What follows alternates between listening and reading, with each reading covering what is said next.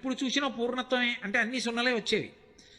ఎవరో ఒక ఆయన దగ్గరికి వెళ్ళి అడిగాడు, అలా ఉపన్యాసం చెప్పిన ఆయన నాకు మార్కులు రావట్లేదు, ఏం చేయమంటారు? విఘ్నేశ్వరుడిని పూజించబోయే. ఆయన విఘ్నేశ్వరుడు బొమ్మ ఒకటి పెట్టి అగరత్తుల పాపం 30 రోజులు తిప్పి పరీక్షకి వెళ్ళాడు, మళ్ళీ సున్నా. ఎందుకు ఇది? ఇంకో ఆయన అడిగాడు, అమ్మవారిని పూజించు, శారదని పూజించు. ఈ విఘ్నేశ్వరుడిని అలా పెట్టేసి దూరంగా అమ్మవారిని తెచ్చిపెట్టి సరస్వతీదేవికి అగరత్తులు పెట్టాడు, మళ్ళీ రాలా, పక్కన పెట్టేశాడు. ఇంకో ఆయన అడిగాడు, శివుణ్ణి పెట్టబోయే జ్ఞానం ఇస్తాడు అన్నాడు. శివుణ్ణి పెట్టి అగరత్తులు ధూపం వేస్తున్నాడు. ధూపం వేస్తుంటే ధూపం ఎక్కడేశారో అక్కడే ఉంటుంది ఏమిటి, అది అలా పోతుంది గాలిలో పొగ వెళ్ళిపోయి. ఈయనకి మార్కులు ఇవ్వనటువంటి దేవుళ్ళు ఉన్నారే, విఘ్నేశ్వరుడును సరస్వతీదేవి, అక్కడికి పోయింది.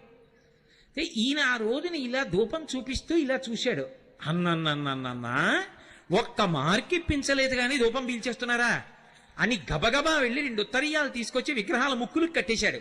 గభాలన విఘ్నేశ్వరుడు సరస్వతీదేవి లేచారు. లేచి ఒరే నిన్ను అనుగ్రహించామన్నారు. ఆయన తెల్లబోయి, ధూపం వేస్తే నాకు ఎప్పుడూ పలకలేదు, ముక్కులు కడితే పలికేదేమిటన్నాడు.